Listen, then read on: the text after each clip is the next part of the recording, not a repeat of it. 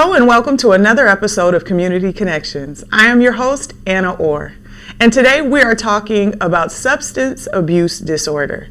I have a very special guest joining me today, and we are talking about some amazing things that are happening right here in the Twin Cities. This is going to be an episode you won't want to miss.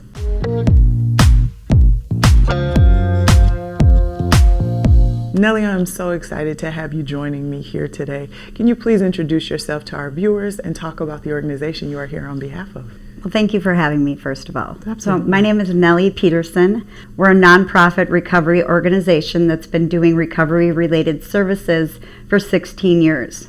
Myself and all of our staff are in long-term recovery, so we really are able to connect one-on-one and provide various recovery-related resources to the metro area as a whole. Now, can you talk to me about what your role is with Continuum Care Center? Sure. I'm the supervisor for our North Minneapolis location. I'm a certified peer recovery specialist and a certified naloxone trainer. So that can take many roles, though. I provide street outreach, community education, peer-to-peer support services, and I refer people to a lot of various resources. Okay. Now, you are here today because we are talking about drug abuse, alcohol abuse, and the potential for recovery for people that are interested in utilizing the services of Continuum Care Center. Now, you mentioned that you guys are right over North Minneapolis off West Broadway, correct? Correct. And for those that have any scope about the Twin Cities or know anything about North Minneapolis, that is a really prominent area for drug and alcohol abuse. Can you kind of talk about the nature of that work in the community specifically? Yeah, it is a very prominent area for drug use and abuse.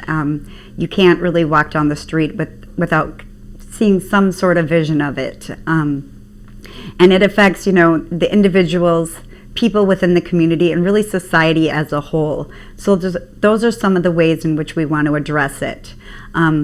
We have a grant that is allowing us to focus specifically on the North Minneapolis communities and the effects of opioid overdose and misuse. As most of the world already knows, we've had, some major increases in the rate of opioid overdoses. It is currently the #1 cause of death. I mean, Can you just repeat that one more time? Absolutely. Because I don't think people really realize how impactful this really is in our society. It is the #1 cause of death currently. And the worst part about it is highly preventable. It's a harm reduction standard called, overdose training and prevention. And basically, every single person, should and can be trained to use naloxone and be prepared to potentially save a life. We provide lots and lots of trainings for this to private businesses, public organizations, schools, individuals, families. Anyone, anywhere can get a training. They just have to contact our office. Can you share with the public that may be familiar about what naloxone is? Sure. Naloxone is a life-saving medication that can reverse the effects of an opiate overdose. That's the basics of it. It comes by various brand names, also known as Narcan. It comes in an intramuscular form. It also comes in a nasal spray, and there is an intravenous that's only provided by professional doctors and clinics. Now, I know that you guys have an office over in North Minneapolis, but you guys also have an office in St. Paul, correct? Correct. Can you talk to me about what the demographic you guys are seeing and maybe some of the areas that are highly populated or affected by this in that area? So, it's really widespread across all demographics. So whether we're in North Minneapolis or West St. Paul, we get kind of the same basic standard of people. People seeking recovery, families seeking to get questions and education about recovery. We provide a lot of the same services over there that we do here, but that is where we house our housing support staff, and so they provide housing stabilization services to people of Ramsey County looking to get into long-term permanent housing. Okay. Now let's talk mission and vision around Yes. Continuum Care Center. I was looking at the website and was seeing use holistic service to kind of treat some things. Can you talk to me about what that looks like? Sure. So our mission is to promote and support the recovery and care and treatment outcomes of people with substance use disorder. So we use education, advocacy, support, and services to meet those needs. Basically, we envision a community where all people can achieve sobriety. So how does that look? Well, substance use disorder is not, singular to the individual addicted. It affects families, communities, society as a whole, and so we really have to address all those components. So to break it down for the individual, we provide substance use assessments that can lead to recommendations for inpatient or outpatient treatment. We also provide 12-step facilitation, medication-assisted therapy referrals. We have the overdose prevention and training classes. We really focus on getting them to sobriety and what that looks like for their needs. Sometimes it's harm reduction, which requires some medication-assisted therapy. Sometimes it's long-term treatment, sober living. We want to help sustain the person in what their needs are. So then when we break it open to the family dynamics, we can provide resources, education, referrals for mental health facilitators, and sometimes just get the basic needs met. Do they need MNsure navigators to get health insurance in place? Do they need, food support, some housing support? What are the basic living needs that the family might need? Then we can go to a broader spectrum for the community. So, there's a lot of stigma, a lot of barriers, a lot of things that, people just don't know what they just don't know. So how do we educate them and keep people up to date on what's going on in our communities associated with substance use disorder? So that's where a lot of the education comes in, various training programs, community outreach events, things like that. So there's a pretty broad spectrum to this. Many different services we offer to help support the individual, the family, and the community as a whole. Now, right before we actually started talking about doing today's program, you guys were gearing up to do a coat drive, and winter apparel giveaway for people that were needing coats, hats, boots, all that good stuff in the community. Can you talk about how that ended up turning out? Sure. That drive specifically focused on our partnership with Shoo Away Hunger. So they brought a mobile a bootmobile, so to speak, in, and we were able to sell at a low cost boots and shoes to people in the community that were in need of those. I think it was $5 for adults, $2 for children. They could come in, try on different sizes and styles, and take what they needed. We also did have some, but a limited supply of free coats that we hand out. One of the major winter-related drives that we do is partnering with One Warm Coat. So we take collections and donations of winter gear throughout the winter, and then we basically do street outreach. We walk around, hand them out to those that need it the most, the homeless, the displaced. Try to keep people warm. I mean, we live in Minnesota. It's a basic need component to keep human beings warm. And sometimes people just cannot provide that necessity for themselves. So we just want to make sure that we keep everyone warm and as safe as possible. In conjunction with that, we have a list of resources where people can find emergency shelters and warming houses, where they can go for a hot meal. Anything that we can do to help people sustain through the winter months.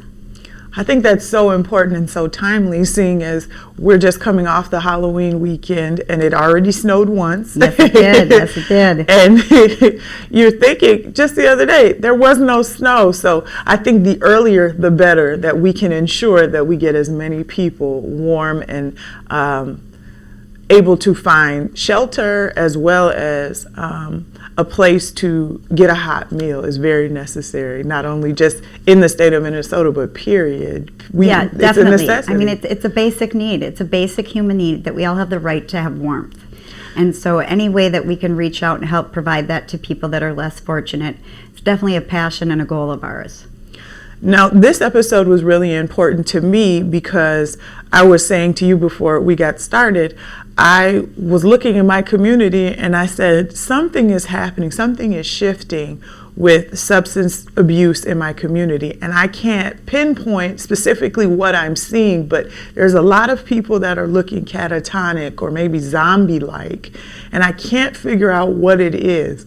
And you kind of provided some information to me that I think is really useful for people that may be watching this. Can you talk about the new drug that has hit the community and how you see it taking such a rapid effect on people? Sure. There's a new drug called xylazine. It's a tranquilizer. It's not meant for human consumption. It's an animal tranquilizer. And basically what it does is it deteriorates the skin and flesh of the individual consuming it. So if they are injecting this drug into their body, then that injection site will immediately start to deteriorate. And to the point to where body parts need to be amputated. It's a long, slow, painful death that can be caused from xylazine. It's a fairly new drug. It is often cut with fentanyl, and fentanyl is the #1 cause of death, we've just explained. So it can have like that double whammy type effect on people. And what it does is it puts them in a really sedative state so that they're hunched over, really out of it in a, kind of a trance state. But it's extremely addictive. One use, and people are often immediately addicted. And we don't currently have any medication-assisted therapy withdrawal procedures for that. So it's very hard to get off of. And so, again, this is something really brand new in our community that we're just starting to learn more and more about. I also partner with the Steve Rumler Hope Network, which provides a lot of overdose awareness, education, and advocacy as well. And they've recently gotten some test strips in that can test for the presence of xylazine in other drugs and substances. Wow. This is another form of harm reduction that we use. We have fentanyl test strips and xylazine test strips. And basically this gives people two options. One, do they want to use that drug if they test positive for the presence of fentanyl or xylazine? Mm-hmm. And then two, if they decide that they still are going to use their drug of choice, will they use alone? Especially with the fentanyl component, overdose happens and death occurs when there's not someone else to provide naloxone. So you at least have some options at that point. I know a lot of people want to look at these as though we're giving people permission to get high, and that's just not the case. Every life has a value, and the truth is that we can't get anyone to a place of recovery if they're dead. I mean, that's just a fact. So the more and more steps that we can take that bring about people to the opportunity to receive the different treatments that are available, and the better chances they have to survive and to recover from addiction. I think it's powerful what you said. It's another form of harm reduction. Correct. Yep. This is how I guess the end goal is still the same. Yes. That you're saying we still want people to get help and to find support and to be clean, but we can't do that, like you said, if they're dead. Right. Because opiate overdose is the #1 cause of death, I look at it as no different than putting a seatbelt on when you get behind the wheel of a car or in the passenger seat of a car.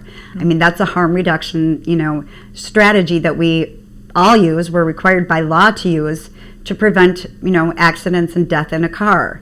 With the rate of overdose deaths, learning to use naloxone and having it available just is the same to me at this point. Now, Nellie, how long have you been doing this work? So I started with Continuum Care Center just over a year ago. Okay. I started at an entry-level position. I became a board-certified peer recovery specialist and a certified naloxone trainer, and worked my way up to be able to be supervisor of our certified peer recovery specialist team. I absolutely love my job. It's given me so many opportunities to look at various avenues of recovery. The one thing that I can contest to is there's not one single service that we provide that I have not myself used for my own recovery journey. I am a woman that identifies in lifelong recovery. I spent much of my life struggling with substance use disorder. And the truth is we do recover together with services and resources provided. So I definitely have life lived experience about the effectiveness of these programs and these resources that we have available. I think that's beautiful. Now, you've talked to me about your personal connection to this work, but can you share with me what keeps you going doing this day to day? Because you could have gotten the support that you needed and gone on with your life and said, that was just a chapter of my life and now I'm moving forward. To be honest, it was kind of just a God-given. When I did recover from my own problems with substance use disorder, I kind of found myself at a turning point. I'm middle-aged, my kids had become adults, and really at that point I had to start from scratch. Mm-hmm. And so I do have a small background in education, and this kind of seemed like the right fit for me. And so the more and more I got to learn about the opportunities and the services we provide, it was just, there was no other direction to go. This was exactly where I wanted to go and what I needed to do.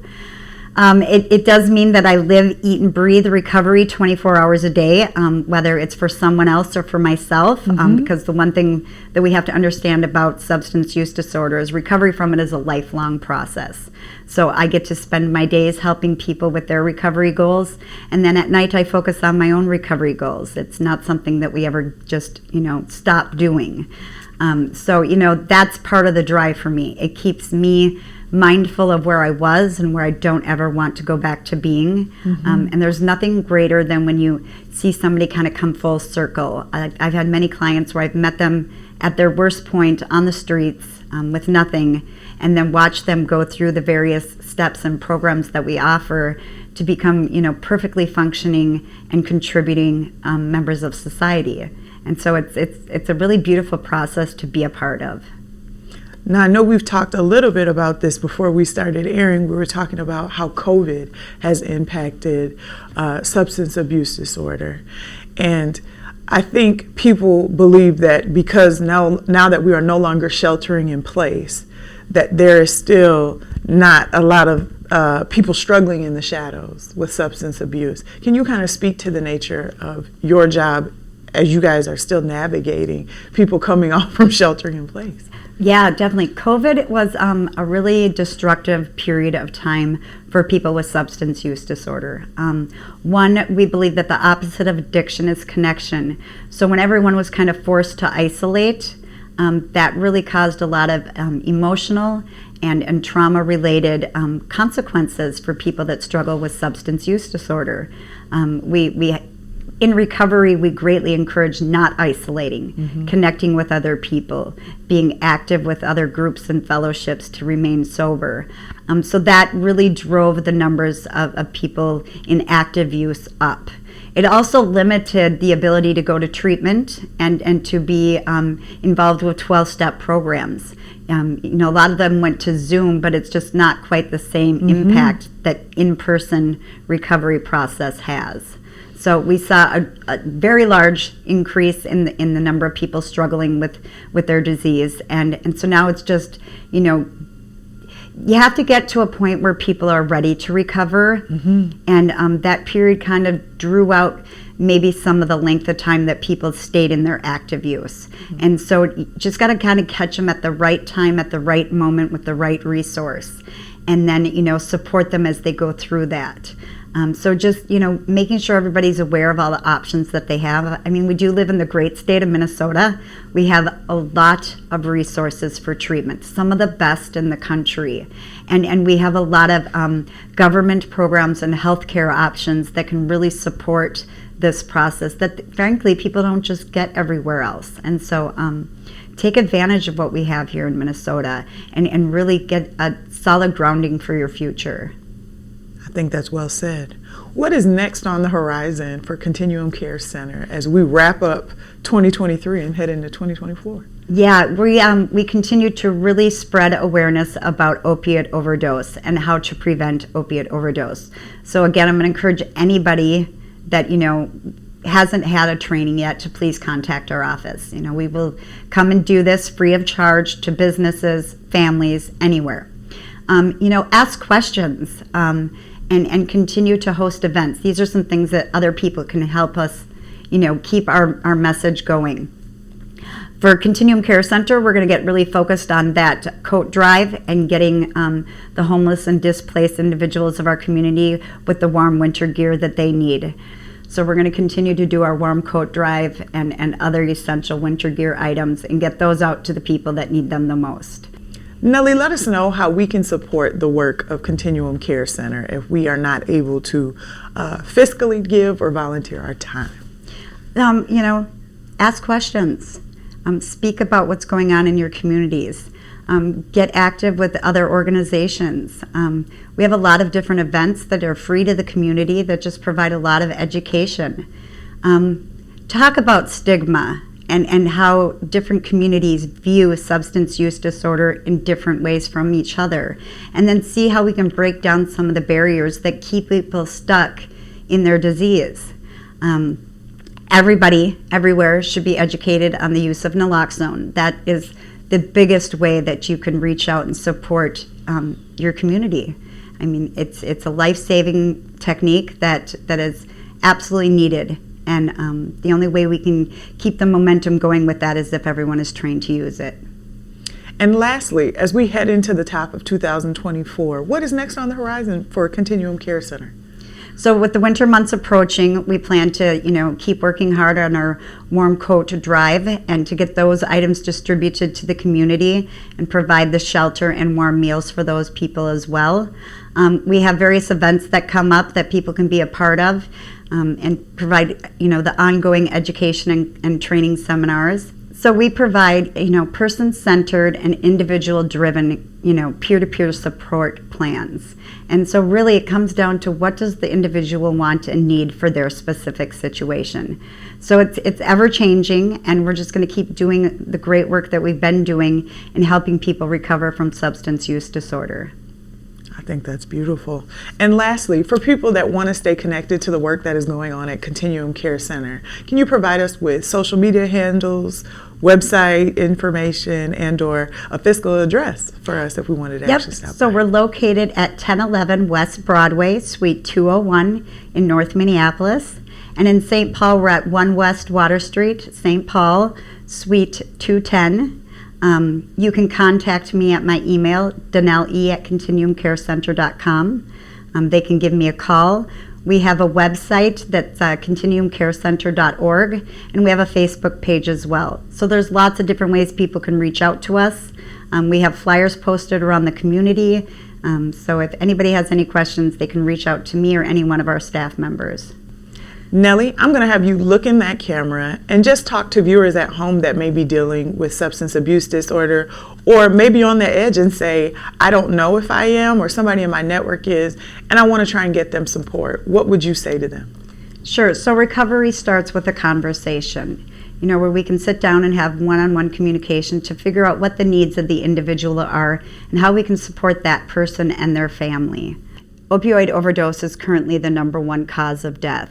And it's preventable. So we encourage everyone in the community to please receive a naloxone training and carry naloxone on them. Every human life has value, and we need to work together to save those lives. Nellie, thank you for the amazing work that you guys are doing at Continuum Care Center, and thank you for joining me today and enlightening our viewers as well as myself about the amazing things that are going on in our community and how we can lend ourselves to this very important effort. Well, thank you for having me and being willing to provide education and awareness about substance use disorders and some of the resources available to those in the community. Absolutely. Sadly, that is all the time that we have for this episode of Community Connections. As always, I am your host, Anna Orr, and I look forward to connecting again with you soon.